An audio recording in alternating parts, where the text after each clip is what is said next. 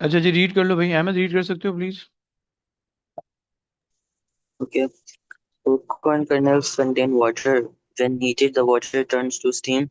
The kernel pops and moves upwards. The photographs above show a popcorn kernel just before popping and at the maximum height after popping. The time between the two photographs was 83 meters. Was 83 milliseconds. Hmm. Okay. Determine the maximum height after popping. Okay भाई। अच्छा जी, चलें। कोई idea भाई, कोई idea दोगे? अच्छा, इसके अंदर since scale is given, so like can I just put my rule and measure? Yes. Yeah. Otherwise वो equation लगाकर. इक्वेशन। चलो इक्वेशन लगा के भी देखते हैं, लेकिन इक्वेशन से शायद ना हो पाए, क्योंकि इसमें अगर आपको वो बोला हुआ है ना, तो फिर वो मेनली उसी से ही हो रहा होगा। लेकिन लेट्स सी। अच्छा जी, दोनों से करके चेक करते हैं कि भाई सेम आ रहा है नहीं आ रहा। सो अच्छा, मेरे पास भी तो स्केल हो सकता है ना यार कहीं पे। एक सेकेंड, यहाँ पे आते हैं। ये रहा, आ गया आ गया। सो और इन्होंने कहा just before the time between the photographs was okay.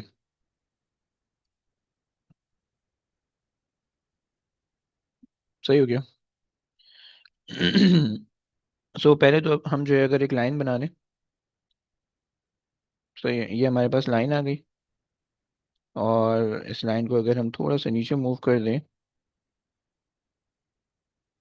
सही, ये बिल्कुल सेंटर से ले लेते हैं। सही। और इसके सेंटर तक चले आते हैं। इसका सेंटर तकरीबन ये बन रहा है। सही है। और अगर यहाँ पे हम अपना स्केल रख लें, सो हमारे पास आ रहा है 1, 2, 3, 4, 5, 6। 6.6 तकरीबन तकरीबन जो है वो मेरे पास 6.6 बन रहा है। ओके। अच्छा जी, ये आ गई। और एक सेकंड देना प्लीज।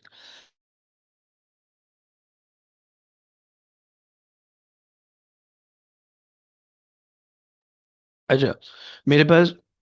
अच्छा, बाय द वे हमें ये भी तो चेक करना पड़ेगा कि इनका 1 सेंटीमीटर है कितना बड़ा। इनका बेसिकली 1 सेंटीमीटर है, 2 सेंटीमीटर के बराबर तकरीबन।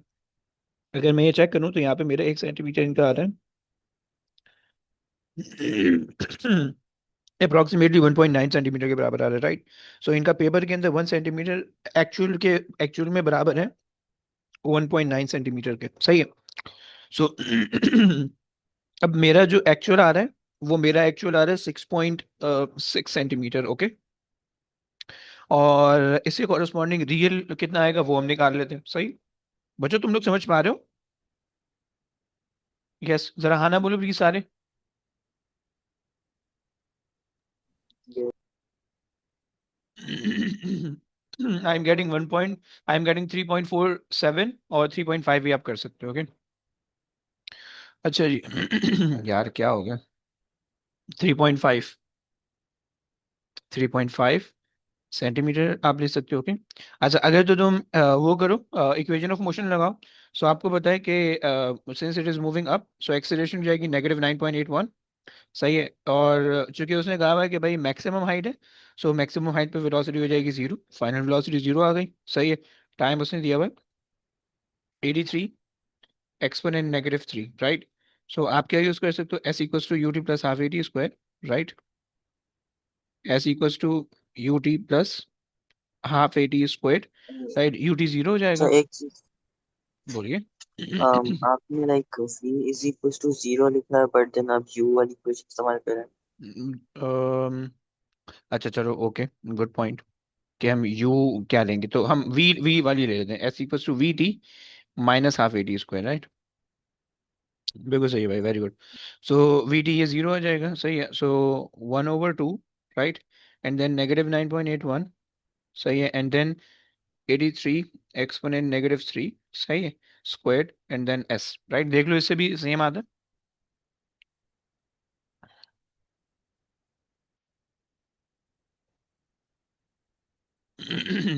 इससे आई एम गेटिंग 3.379, तो 3.4 तकरीबन। सही। जो एक्चुअल मेरे पास आ रहा है 3.4 आ रहा है। सही हो गया। इन्होंने, सही है, इन्होंने जो है ना मार्किंग की के अंदर इन्होंने दिया हुआ है question number 3 part A, question number three question number 3 part A. अच्छा, अगर जो तुम मेजरमेंट कर रहे हो, सो 3.4 प्लस माइनस 1 सेंटीमीटर, इसका मतलब है 3.5 is also acceptable, 3.3 is also acceptable. Okay, and calculation अगर किए तो 3.4 आना चाहिए। ओके भाई, समझ गए हो? बच्चों समझ गए हो? हाँ जी, ओके।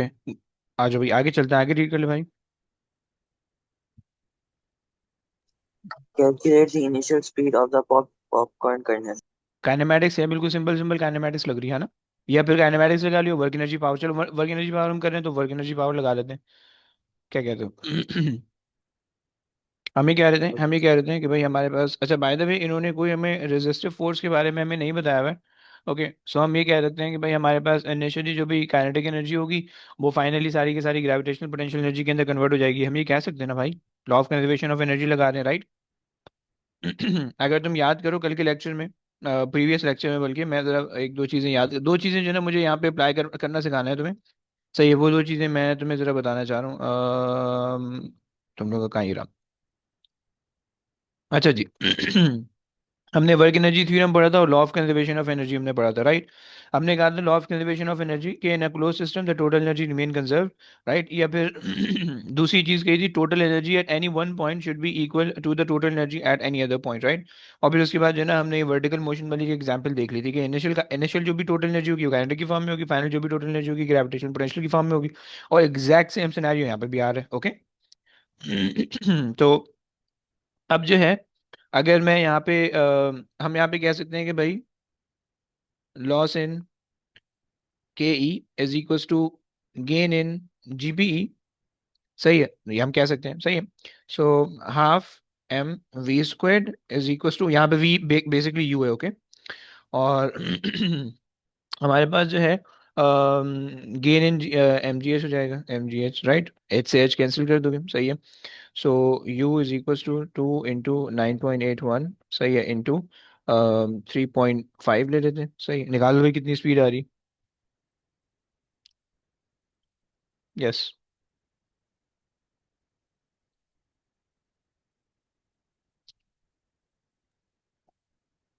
68.6. 68 बच्चे बता रहे हैं, ओके। सो आप कह रहे हो 68 आ रही है।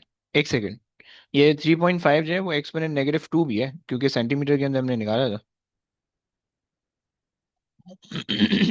और इसको अंडर रूट भी करना है भाई।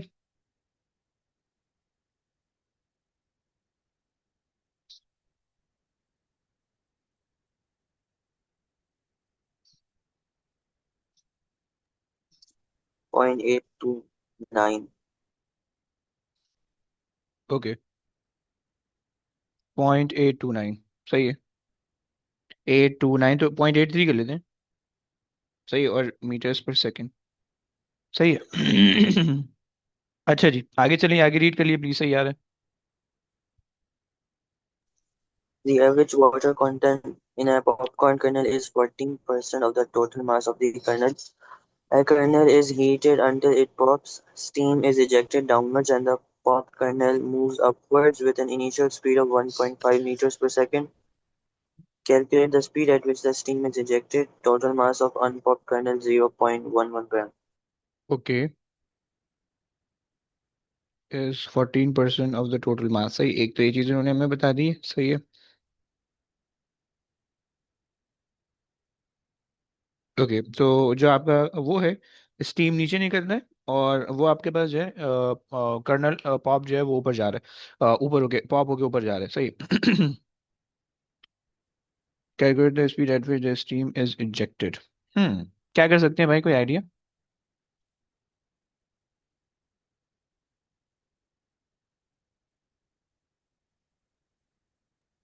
पहले 14% निकालने 0.11 का.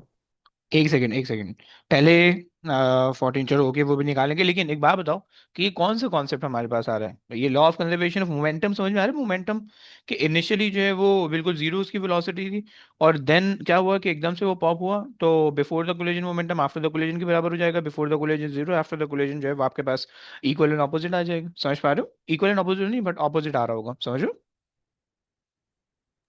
यस। ओके। सो आपने कहा कि भाई सबसे पहले तो आपने यूज कर लिया law of conservation of momentum, right? So अब उसके अंदर आपने कहा कि भाई इनिशियल मोमेंटम आपके पास जो है ना, momentum before the, sorry, momentum before the collision should be equal to momentum after the collision, right? So जो मोमेंटम बिफोर द कोलिजन है वो आपके पास आ रहा है जीरो, क्योंकि इनिशियली कुछ भी नहीं है। आफ्टर द कोलिजन जो है, हमने कहा कि भाई अच्छा जी, pop move upward with the initial speed of this, सही है। सो हम अगर जो है 0.11 का अगर 80, कितना, 86% निकालें, राइट? 0.11 टाइम्स 86 कर दें, तो 0.11 जो है वो अनपॉप कर्नल का मास है। सही है। सो अगर उसमें से 86% एक्चुअल पॉपकॉर्न है और जो रिमेनिंग जो चीज़ है वो आपके पास वाटर है, सही है। सो 0.86, सही है, और टाइम्स इसकी वेलोसिटी, राइट? सो वेलोसिटी हमारे पास आ रही है 1.5, right?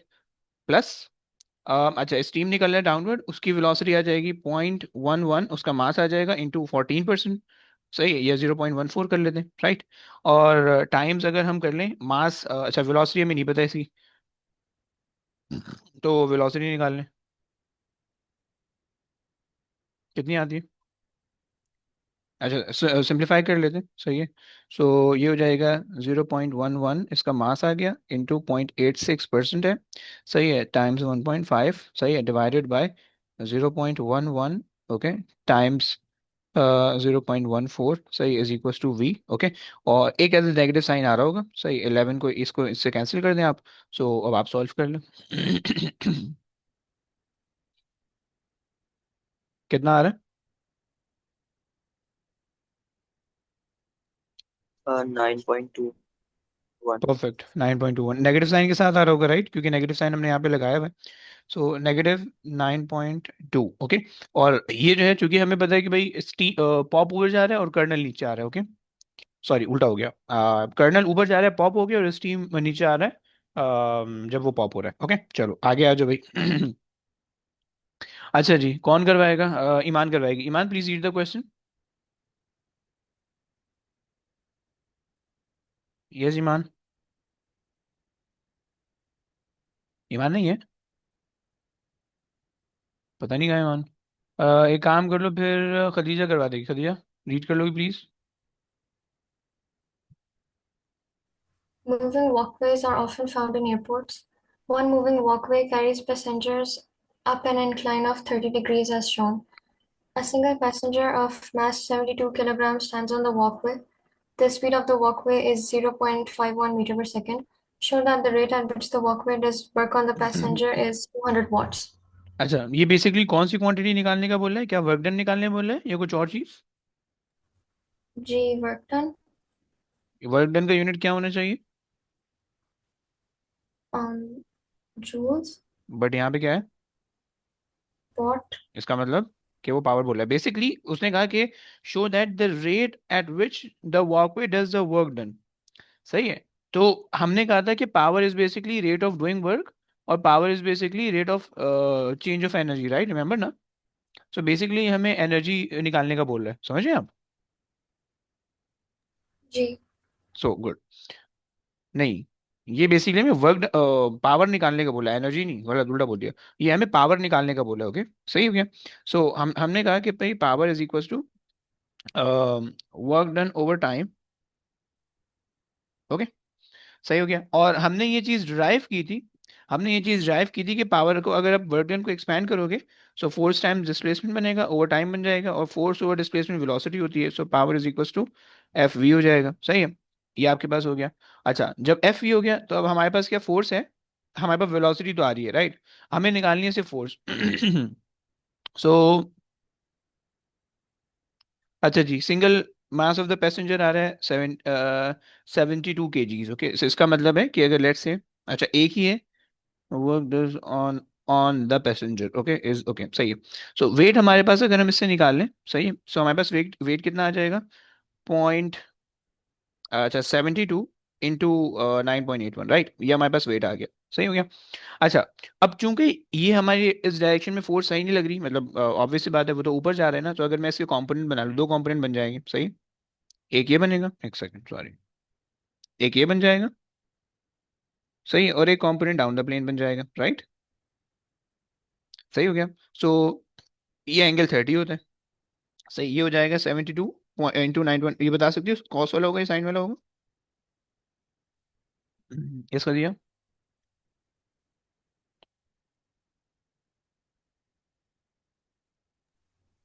Cos, Sine. Cos theta हो जाएगा, एंगल एंगल के एडजेसेंट ऑफ द एंगल है ना, तो उसका कॉस बन जाएगा, सही। और जो अपोजिट टू द एंगल होगा वो कॉस बन जाएगा, so 72 into 9.81 and then sine 30, right, clear हो गया। जी. ओके, सो अब यहाँ पे हमें ये पता चल गया कि भाई अगर तो इसने ऊपर जाना है, मतलब इसने पैसेंजर को ऊपर लेके जाना है, तो आपके पास कितनी फोर्स चाहिए होगी, इतनी फोर्स आपको चाहिए होगी फॉरवर्ड डायरेक्शन में, क्योंकि इतनी बैकवर्ड भी लग रही है, राइट। सो इसको ओवरकम करने के लिए एटलीस्ट इतनी तो फॉरवर्ड फोर्स चाहिए ताकि आप इस कांस्टेंट वेलोसिटी के साथ मूव कर सको, राइट।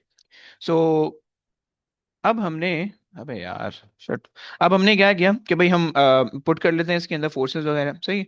सो फोर्स मेरे पास आ गई है 72 इंटू 9.81 इंटू sin 30, राइट, ये फोर्स आ गई है टाइम्स वेलोसिटी आपके पास आ गई है 0.51, सही है, समझ में आ गया। जी. कितना आता है?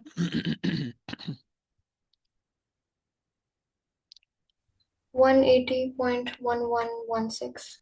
ओके, 180, तो 180 ले लेते हैं, 180, अच्छा 180, हमने 200 शो करना है तो अप्रोक्सीमेटली 200 है, सही। अच्छा देखो, इसके ना एडक्सल के अंदर एक बड़ी अजीब बात होती है, सही है। जैसे तुमसे अगर जो है ना उसके अंदर कहा हुआ होता है ना, जैसे जो कैम्ब्रिज के अंदर जो है ना, अगर वो आपसे कोई शो दैट वाला क्वेश्चन करवाता है ना, तो वो आपको बोल देगा भाई show that this quantity is let's say 200, सही है। और अब आप जब सॉल्व करोगे ना, तो वो 200 के आसपास आ रहा है, वो 198, 195, राइट, या 202, 203 से आ रहा होगा, राइट। लेकिन जब आप जो है जब आप एडक्सेल के अंदर कर रहे होते हो ना, तो इसके अंदर अगर वो लेट से 200 बोल रहा है ना, तो आंसर के अंदर बहुत ज्यादा डेविएशन आएगा, राइट। अब आपको पता है 180 आप राउंड ऑफ करके 200 कर सकते हो, राइट, और 210 राउंड डाउन करके आप 200 कर सकते हो, राइट। तो ये सब चीजें आप कर सकते हो, राइट। सो ये चीज आपके पास आ गई, खैर चलें आगे चलते हैं, आगे रीड के लिए please. The walkway system has an efficiency of 78%. Calculate the power input to the system when 15 passengers of average mass 72 kilogram are standing on the walkway. Okay, bro efficiency का क्या फॉर्मूला होता था?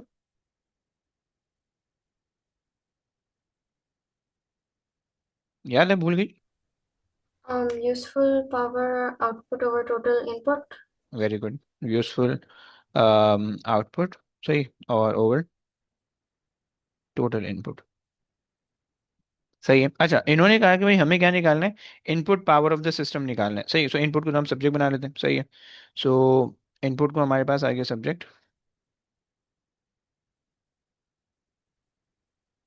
सही हो गया, और डिवाइडेड बाय एफिशिएंसी हमारे पास आ गई 78%, सही है, 0.78 ले लो परसेंट 100 से डिवाइड करने के बाद, सही है। और आपके पास जो है जो यूजफुल आउटपुट आ जाएगा, अब वो यूजफुल आउटपुट आपने फिगर आउट करना है, सही है। अब देखो आपको एक पैसेंजर की हमने जो पावर निकाली, वो हमने निकाली थी 180, राइट, कि जो मतलब जो है ना जो क्या कहते हैं इसको यार, जो वॉकवे है, सही है, ये एक पैसेंजर पे जो वर्क डन कर रहा है वो हमारे पास कर रहा है 180 वॉट, ओके। तो अगर हमारे पास 15 पैसेंजर हैं तो हम उसी हिसाब से मल्टीप्लाई कर देंगे, राइट। सो उसी हिसाब से मल्टीप्लाई करेंगे, so will get the power output, सही। सो 15 इंटू 180, सही, और आपके पास डिवाइड बाय 0.78, तो आप निकल आएगा, सही, समझ में आया? G. ओके, निकालने कितना आ रहा 3461.538. है? ओके, सो आपने कहा 3461 8.8 0.538. 3461.538. ओके, सो इसका मतलब है we can round it off to 3500 input power in watt. Okay, clear ना? चलो जी। आगे आ जाओ. अच्छा जी, ये मुझे कराना है उसने. नूर जिंदा बैठी हो? अम्म, ये इसके अंदर ज्यादातर कौन से फोर्सेस का आ रहा है? पहला वाला पार्ट शायद सिर्फ जो है ना, नहीं छोड़ो उसको. Counterweight amount of work required for the electric motor. अच्छा जी, एक second. People, input power, second. हाँ चल, चल जाएगा, चल जाएगा, आ जाए. नूर जरा रीड कर लेंगे please. The diagram shows a lift system for moving people up and down a tall building. There is a counterweight to balance the weight of the lift. An electric motor is used to raise and lower the lift. सही हो गया. अच्छा, अगर counterweight, counterweight क्या काम कर रहा होगा आपके ख्याल में?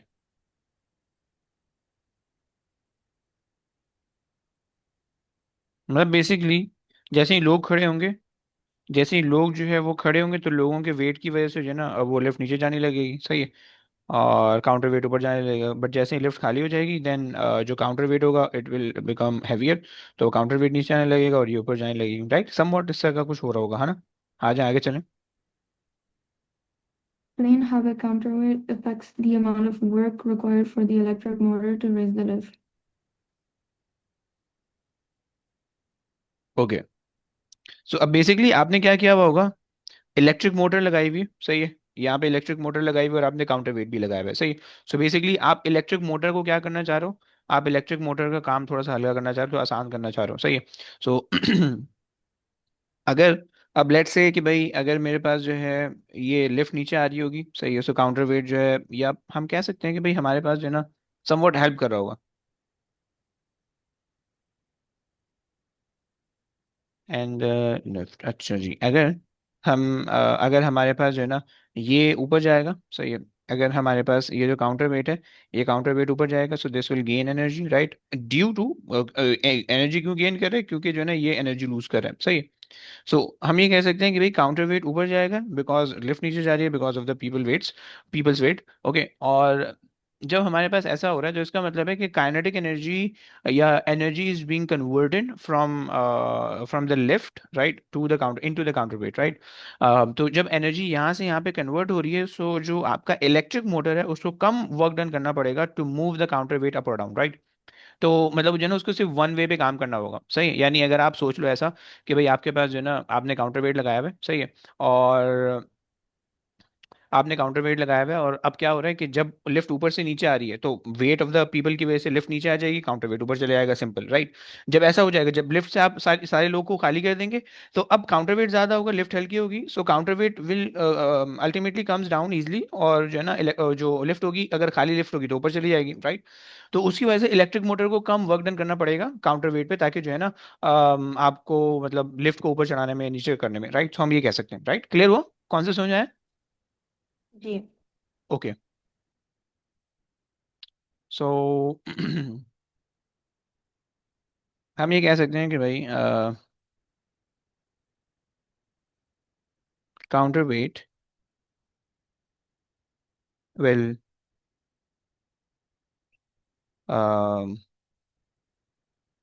gain energy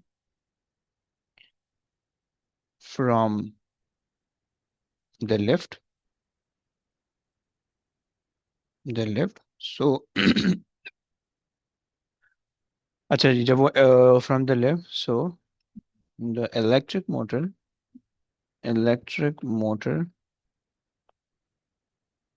will have to do will have to do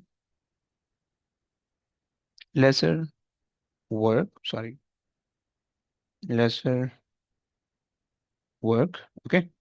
um lesser work done. Okay, बस ये आपके पास हो जाएगा. सही. तो चलो भाई, ये आगे आगे चलिए please. The electric motor raises the lift through a height of 40 meters in a time of 30 seconds. Show that the output power of the electric motor is about 12 kilowatts. The total mass of the lift and people is 2,250 kg. Mass of counterweight is 1,300 kg. Okay, क्या क्या कर सकते हैं, कुछ idea? अच्छा, सबसे पहले तो इसने कहा पावर। पावर का क्या फार्मूला? पावर आप बेसिकली दो फार्मूला पावर के हमारे पास, हमने दो तीन फार्मूला पढ़े हैं। Work done over time, right? Power is equals to change in energy, change in energy over time, सही है। या फिर आप जो है ना वो पावर के अंदर कह सकते हो power is equals to force times velocity, right? Force times velocity, right? So हमने क्या क्या चीज़ें फिगर आउट करनी है, हमने हमारे पास टाइम के बिना दो फार्मूला के अंदर वेलोसिटी अगर हमने निकालनी है, सही है। सो हम डिस्टेंस और टाइम को डिवाइड करके वेलोसिटी भी निकाल सकते हैं, सही है, क्योंकि हमें कांस्टेंट फोर्स यहाँ पे लग रही होगी, सही है, रिजल्टेंट फोर्स जीरो होगी, कांस्टेंट वेलोसिटी से मूव कर रही होगी, सही है। और या फिर जो है वो हम वो भी निकाल सकते हैं, एनर्जी, चेंज इन एनर्जी अगर हम निकाल लें, अच्छा जो हमारे पास जो है ना, हम चेंज इन एनर्जी निकाल लेते हैं, सही, हमें काम करते हैं। अच्छा, मुझे बता सकते हो जब ये ऊपर नीचे मूवमेंट होगी तो कौन सी एनर्जी होगी, काइनेटिक या gravitational potential? Gravitational potential. Gravitational potential, okay. So आपने कहा कि हमें जो है ना, हमें जो है जीपीई की कन्वर्जन हमारे पास हो रही होगी, सही है। सो जीपीई, सही है, ओवर टाइम, ओके। सो अब हमने कहा कि भाई एमजीएच ओवर टाइम, सही है। सो मास हम क्या ले लें भाई? 2,250. 250। अच्छा, एक second, sure that the output power of the electric motor is about 12 kilowatt. अच्छा, हाँ, दो मासेस दिए हुए हैं, 250 कैसे ले सकते हैं? एक सेकेंड, सही है। अगर हम 2250 अगर हम ले लें, चलो, सो हमारे पास आ जाएगा 2250, सही है। ये हमारे पास मास आ गया इंटू 9.81, सही है। और इंटू 9.81 इंटू हाइट हमारे पास आ गई 40 मीटर, सही है, डिवाइडेड बाय हमारे पास आ जाएगा,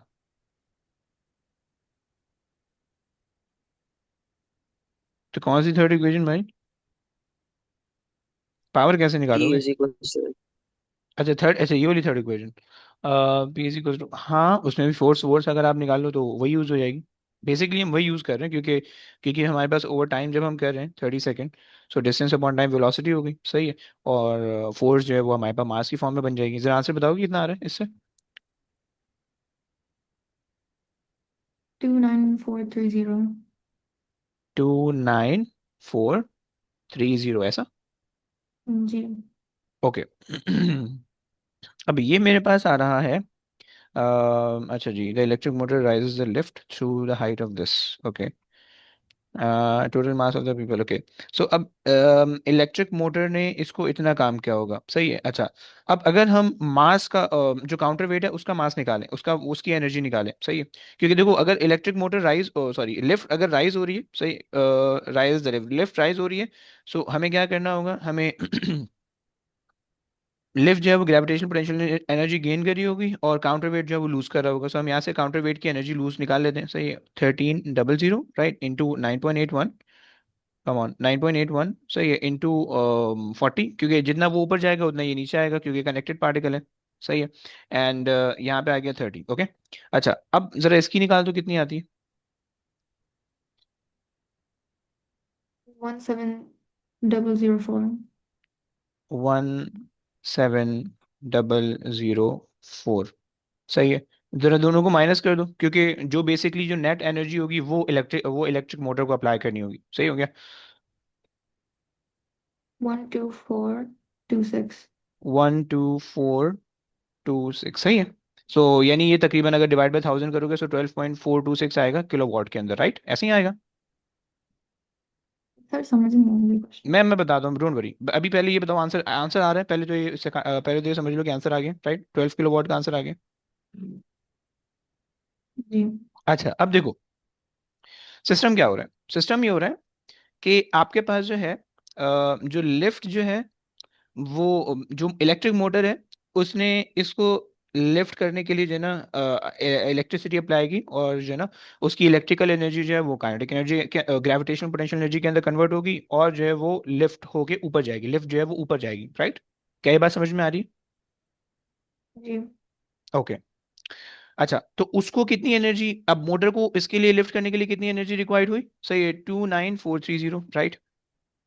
29430, राइट? मतलब लिफ्ट मोटर को, इलेक्ट्रिक मोटर को लिफ्ट को ऊपर लेके जाने के लिए इतनी एनर्जी रिक्वायर्ड थी। सेट है? अगर तो काउंटर वेट नहीं होता तो हम यही एनर्जी लिख देते, बट क्योंकि काउंटर वेट है, सो काउंटर वेट क्या कर रहा है? काउंटर वेट जो है वो एनर्जी लूज करवा रहा है, सही है? अब काउंटर वेट नीचे गया, सही है, counter wait moves down, right? So energy loss हुई है काउंटर वेट से, सही है? और वो कितनी एनर्जी लॉस हुई होगी वो हम निकाल लेते हैं। हमारे पास कितनी आई थी? 17,004, सही, 17,004, राइट? क्या ये बात क्लियर हुई? जी। हमारे पास इतनी काउंटर वेट आई, हमारे पास इतनी जो है वो आई है, सही है, 17,004 जो है वो हमारे पास ये आ रहा है, सही है? अच्छा जनाब, अब क्या करना है भाई? 17,004 आ गई, अब ये बेसिकली एनर्जी लूज हो रही है, गेटिंग? ये एनर्जी क्या हो रही है? ये एनर्जी लूज हो रही है। सो अब जो रिमेनिंग एनर्जी है, ये आपके पास टोटल एनर्जी आई जो कि लिफ्ट ने प्रोवाइड करनी थी, लेकिन उसमें से ये एनर्जी लूज हो गई, सही है? तो जब ये एनर्जी लूज हो गई तो जो नेट एनर्जी है इनके डिफरेंस, सही है, तो इनका डिफरेंस जो है वो इलेक्ट्रिक मोटर को अप्लाई करना होगा ताकि जो है वो वर्क डन हो जाए, राइट? क्लियर हुआ? ठीक है। बस ये कॉन्सेप्ट है, ओके। सही, आ जाए आगे, आ जाए। The electric motor dissipates energy to the surroundings at a rate of 3,600 watts. Determine the efficiency of the electric motor. अच्छा जनाब, अच्छा ओके, एफिशिएंसी का क्या formula? Power out over power in. Out over in, okay, सही हो गया। So this much energy is being lost, right? और जो टोटल पावर, अब देखो यहाँ पे मैंने तुमने बताया था कि या तो एनर्जी की फॉर्म में इनपुट आउटपुट लोगे या पावर की फॉर्म में इनपुट आउटपुट लोगे, इट डिपेंड्स, राइट? सही हो गया। सो यहाँ पे अगर आपके पास जो है, हमने कहा कि भाई output of the electric motor is 12 kilo watt, okay, fine, सही, आउटपुट हमने आउटपुट की जगह पे लिख दिया, सही है, 12 किलो वाट, सही है। 12 किलो का मतलब है, ये अब हम एक्चुअल वैल्यू ले लेते हैं, सही है, जो भी हमारे पास आ रही है 12,426, राइट? ये हमारे पास वाट पावर के अंदर आ रही है, ओके, सही है। अच्छा, अब उस 12 किलो वाट में से इतनी एनर्जी, अगर मैं इस एनर्जी को पावर के अंदर कन्वर्ट करूं, सही, क्योंकि मुझे सारा काम पावर के अंदर हम करना चाह रहे हैं, okay, power is equal to energy upon time, right? So energy मुझे दी हुई है 3,600 डिवाइडेड बाय, मैं इसको अगर 30 कर लूँ, सही है, सो मेरे पास आ जाएगा 3 1 3, 3 12 0, सही है? तो इतने वॉट लूज हो रहे हैं, okay, this much watt is being lose, right? So input क्या होगा, इसको ऐड कर दो अगर टोटल के अंदर, सही है, तो आपको टोटल मिल जाएगा, right? So 12,426, this is the output plus the thing you are losing, 120, right? अब आप सॉल्व कर लो, कितना आता है? लेकिन यार इससे 0.99. 0.99, 99. 0.99, अच्छा। अबे यार एक सेकेंड यार, एक गलती हो गई यार, आई एम सो सॉरी। ये the electric motor at the, bro ये पावर ही तो दी हुई है, हमें इसको क्यों पावर के अंदर कन्वर्ट करें यार, शिट्स, बताओ तो। ये पावर ही तो दी हुई है, सही है, वॉट के अंदर पावर ही तो दी हुई है, ओके। सो हमारे पास जो है, हमें कुछ कन्वर्ट करने की जरूरत नहीं है, बस ये ऐसे ही जो है ना हम इसको ऐड कर देते हैं, 3,600, अब कर लो प्लीज, वो गलती हो गई थी यार मुझसे, इग्नोर करना प्लीज।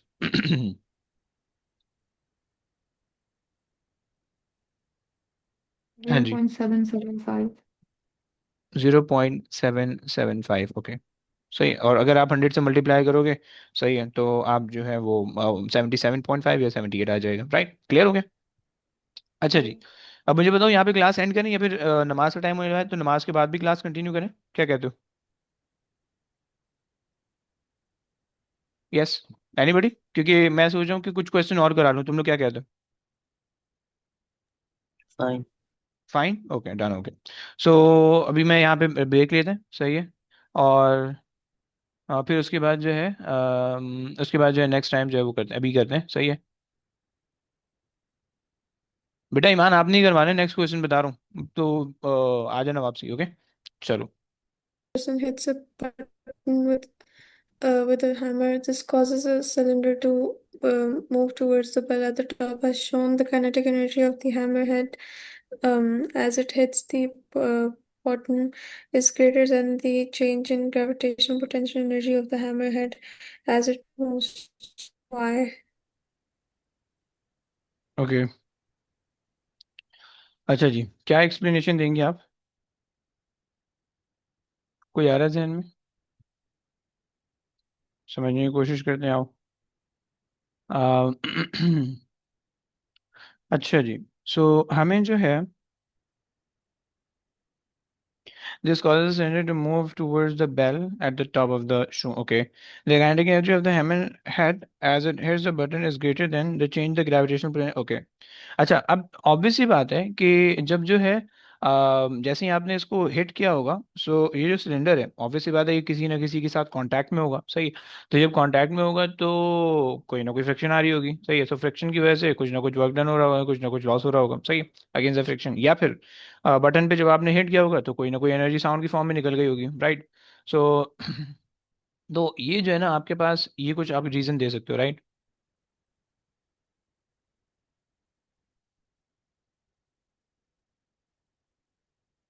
अच्छा जनाब, हम ये कह सकते हैं कि kinetic energy of the hammer है। अच्छा, एक सेकेंड, वैसे इन्होंने वो नहीं पूछा हुआ, इन्होंने हमसे उल्टी चीजें पूछी हुई हैं, सही है। इन्होंने हमसे कहा है kinetic energy of the hammer head as it hits the button is greater than the gravity of the hammer head as it move. Okay, hammer head ये है, और hammer तो क्या चीज़ है, hammer head hit the button, सही है। अच्छा, देखो कुछ चीज़ें इसके अंदर हो सकती हैं, एक ये थोड़ी सी दो चीज़ें इसके अंदर ये वो कर रहे हैं, मिक्सअप कर रहे हैं, सही है। सो एक तो हमारे पास ये है कि भाई इन्होंने कहा कि भाई हैमर हेड है, सही है, हैमर हेड सही है। और इन्होंने कहा कि gravitational potential energy of the hammer head as it move down, सही है। सो जैसे ही आपने इस हैमर हेड को नीचे हिट किया होगा, सो एक तो इसकी खुद की अपनी ग्रेविटेशनल पोटेंशियल एनर्जी होगी, सही है। और ग्रेविटेशनल पोटेंशियल एनर्जी जो भी इसकी होगी वो सारी की सारी कन्वर्ट हुई होगी काइनेटिक एनर्जी के अंदर, जब वो उसने हिट किया होगा, यानी जब उसने जो है ना डाउनवर्ड हिट किया होगा, सही है, जब उसने जो है वो अपने बटन को हिट किया होगा, सही है। अच्छा, और हम इसके अंदर एक चीज और ये कह सकते हैं कि मतलब जो है, जो उसका हैंड है, जो पर्सन का जो हाथ है, वो भी आपके हैमर के ऊपर कोई ना कोई फोर्स लगा रहा होगा, तो उसकी वजह से कोई ना कोई वर्क डन हो रहा होगा, सही है। तो दो चीजें हमारे पास आ रही हैं, एक तो ग्रेविटेशनल एनर्जी कन्वर्जन, दूसरी चीज के भाई work done, external work done, दो चीजें मिलकर जो है ना आपके पास काइनेटिक एनर्जी बन रही है। So it should be greater than only the gravitational potential energy of the hammer head, right. सही हो गया, समझ में आता है? जरा हाँ ना बोलो please.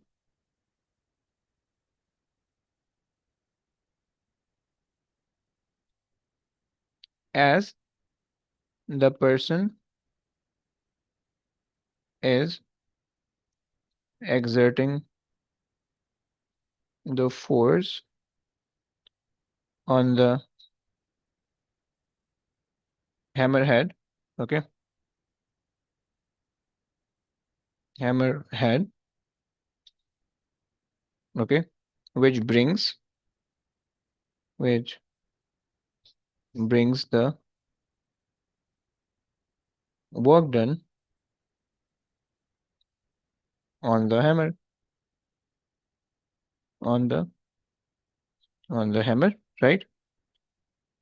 Combining combining with GPE, gravitational potential energy, GPE of the um, hammer, sorry, hammer, right, will give more kinetic energy. Okay,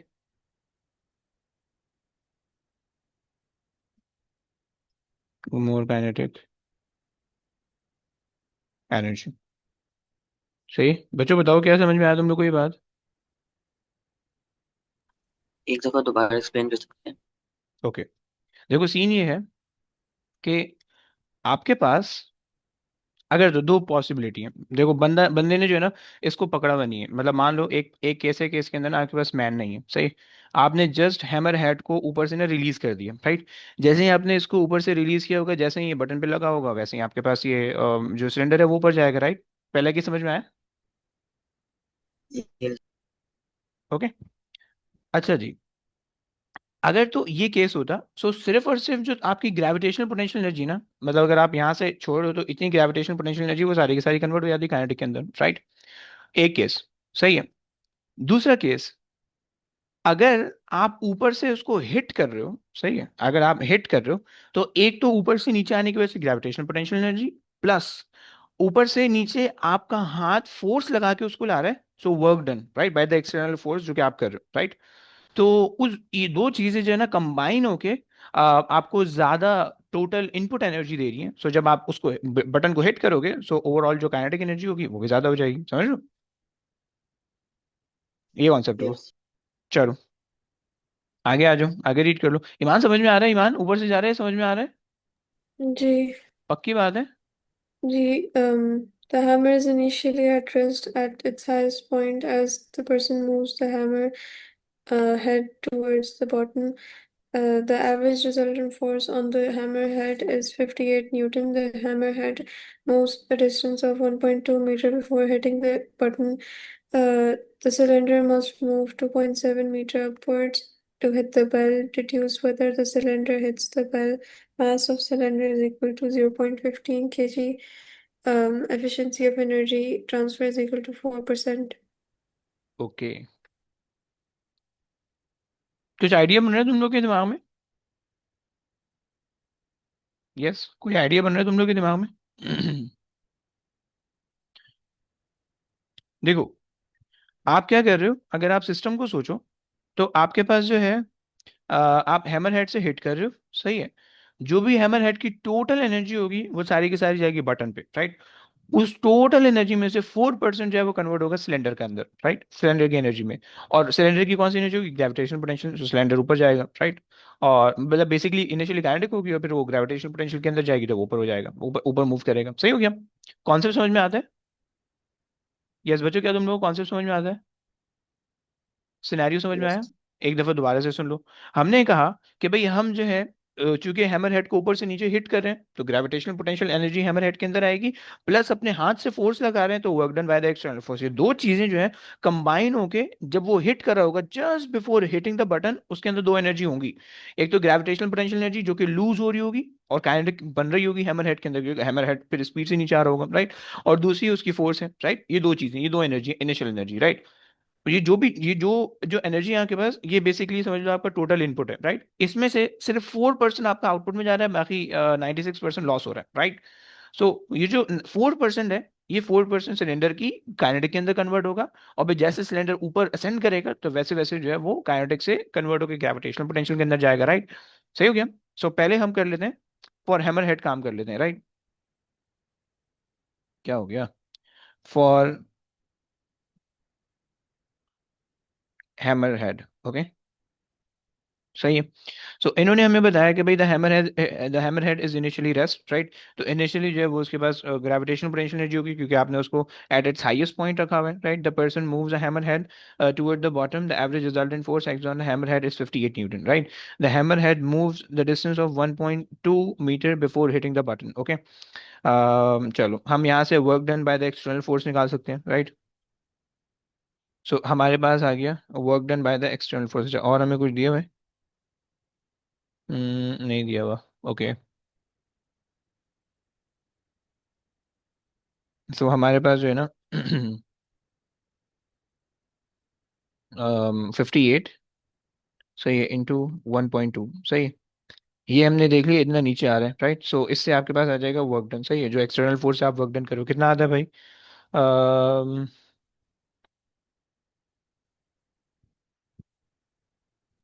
69.6. Okay, सो आप कह रही हैं कि 69.6, ओके। सो इससे मेरे पास आ गया 69.6, सही है। ये मेरे पास आ गई, सही है। Energy of the hammer head ये मैंने निकाली है, सही है। अब जो है, अगर अब ये बेसिकली मैंने जब हिट किया तो मेरे पास जो है ना मतलब इनपुट एनर्जी थी हैमर हेड की, इसमें से सिर्फ कितनी कन्वर्ट होने वाली है, 4%, राइट। सो अगर मैं इस एनर्जी का 4% निकालूं, यानी 4% ऑफ दिस एनर्जी 69.6, सही है। अगर मैं इस एनर्जी का 4% निकालूं तो ये मेरे पास क्या आ जाएगा भाई। अच्छा, तुम लोग ये सोच रहे होगे भाई, तुम लोग ये सोच रहे होगे कि भाई आपने हमें बताया कि भाई यहाँ पे ग्रेविटेशनल पोटेंशियल एनर्जी होगी, प्लस आपने बताया कि भाई हैमर हेड पे जो हम हाथ से वर्क डन कर रहे हैं वो होगा। तो ये दोनों कहाँ गए? ये तो एक आ रहा है सिर्फ, दूसरा तो आ ही नहीं रहा। सही है। तो यहाँ पे उसने आपको दिया हुआ है रिजल्टेंट फोर्स, ओके, सही है। उसने आपको दिया हुआ है रिजल्टेंट फोर्स। जब आपको उसने रिजल्टेंट फोर्स दिया हुआ है, इसका मतलब है कि वो फोर्स जो कि आपने हैमर हेड से लिया है और वो फोर्स जो कि आपका वेट है, वो दोनों का रिजल्टेंट आपको उसने दे दिया, राइट। जब उन दोनों का रिजल्टेंट आपको उसने दे दिया, तो उससे आपके पास क्या होगा? उससे आपके पास जो है, आप मतलब ये वाला जो है ना, ये जो हमने निकाला है वर्क डन, ये basically work done by the head है, सही है, and work done by the hand, ये दोनों चीजें इसके अंदर इन्वॉल्व है, राइट। सो अब जरा 4% निकाल लो, सही है, 4% इसका निकालो, कितना बनता है? 2.784. 2.784, सही है। ये हमारे पास एनर्जी आ रही है, सही है। अच्छा, अब अगर अब ये हमारे पास काइनेटिक एनर्जी है, राइट। अब ये सारी की सारी काइनेटिक एनर्जी किसके अंदर कन्वर्ट होगी? ग्रेविटेशनल पोटेंशियल के अंदर कन्वर्ट होनी चाहिए, राइट। सो ग्रेविटेशनल पोटेंशियल के लिए हम क्या करते हैं? अब यहाँ तक हमारे पास हो गया है बटन तक, सही। अब यहाँ से हम काम कर लेते हैं for cylinder, okay, for cylinder. अब सिलेंडर के अंदर जो इनपुट एनर्जी है वो है 2.78, राइट, 2.78। और वो किसके अंदर कन्वर्ट हो रही है? वो बेसिकली आपके अंदर वो कन्वर्ट हो रही है ग्रेविटेशनल पोटेंशियल के अंदर, सही है। सो आपने कर लिया mgh, सही है। सो अब आप देख लें भाई कितनी आ रही। 2.78 डिवाइडेड बाय मास आपके पास आ गया 0.15 इंटू 9.81, सही है, is equal to h, how much? 1.88. 1.88, सही हो गया, 1.88, ओके। हमें कितना ऊपर पहुंचाना है इसको? 2.7 तक ऊपर पहुंचाना है, अगर तो वो बेल को हिट करता है, राइट। सो चूंकि हमारे पास जो है वो उतना ऊपर नहीं जा पा रहे हैं, हमारे से 1.88 जा रहे हैं, तो ऐसा ऐसा हम कह सकते हैं कि भाई हमें जो है वो इतने ज्यादा पे जो है ना वो बॉल को उसको बैल को हिट नहीं करेगा, right. So the distance travelled, बेटा ये लिख के आना है पेपर में, सही है ना। Deduce whether the cylinder hits the bell और नॉट, ये फिर एक्सप्लेनेशन में लिख के आना है एग्जाम में कि the distance travel by the by the क्या था, by the cylinder, cylinder is तुम कह सकते हो कि भाई lesser than that required to hit the bell, okay. So just so won't it won't hit the bell, okay, आगे चलिए please. If the velocity of the hammerhead as it hits the button doubles, the height gained by the cylinder does not double. Explain why. हम्म, अच्छा जी। अगर आप kinetic energy और gravitational potential energy को relate करो, सही है, तो हम देख लेते हैं। उसने कहा कि if the velocity of the hammer head is as it hits the as it hits the button doubles, okay, so the height, अच्छा, so आपको पता है कि भाई हाफ एम वी स्क्वायर, सही है, और आपको पता है m g h, right. So the height gain. So velocity is squared is proportional to h, right? Velocity, only velocity is not proportional to h. So इस वजह से जो है ना वो हम ये नहीं कह सकते, बल्कि वो उससे आप कह लो कि अगर आपने velocity को डबल किया है, so height 4 टाइम होगी, ओके। अगर आपने velocity को डबल किया है, so height 4 टाइम हो जाएगी, राइट। क्लियर हो गया? Since the velocity is squared is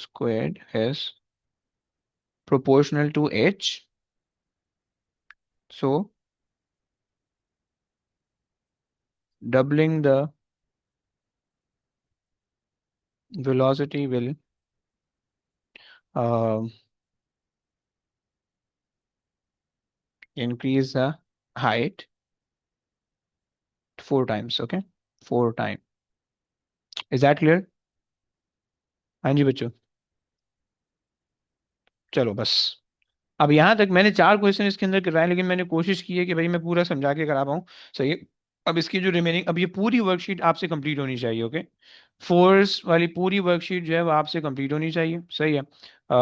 mainly जो है वो आपके आपके पास जो है जो फोर्सेस हैं, सही है, फोर्सेस आपके पास होनी चाहिए। और दूसरी ये चीज़ है कि भाई जो वर्क एनर्जी है, वर्क एनर्जी दोनों होनी चाहिए।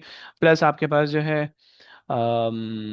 खास तौर पे अहमद, आपने तो पूरी कंप्लीट करनी है, आपके पास तो कोई ऑप्शन नहीं है। सही है। और दूसरे बेचारे स्कूल वाले हैं तो इसलिए उन पे थोड़ा सा रैम कर देता हूँ। एटलीस्ट 50% तो तुम्हारी होनी चाहिए, जो लोग ये कर रहे हैं। सही है, मैंने लेक्चर्स के अपलोड कर दिए। प्लीज़ इसको कर लो, ताकि जो है ना, फिर उसके बाद नेक्स्ट वीक जो हम कुछ नहीं पढ़ने वाले, नेक्स्ट वीक हम क्वेश्चन करने वाले हैं। सही है। सो अगर तुम्हें तुम्हें इसमें कोई डाउट हो तुम पूछ सकते हो। सही है। कोई और चीज़ों में डाउट हो वो भी ले आना, हम वो देख लेंगे। सही है। लेकिन नेक्स्ट वीक मैंने कोई चीज़ आगे नहीं पढ़ानी। अगर तुम लोग के कोई भी डाउट नहीं हो इन केस, तो फिर हम जो है ना मतलब मैं वेट करूंगा। अगर तुम लोग के कोई भी डाउट नहीं हो, फिर मैं आगे जो है ना नेक्स्ट चैप्टर पे लेके जाऊंगा। सही है। तो ये चक्कर है। ओके, चले बस। चले। ओके गाइस, टेक केयर बच्चों, अल्लाह हाफिज। Raffles. हाफिज।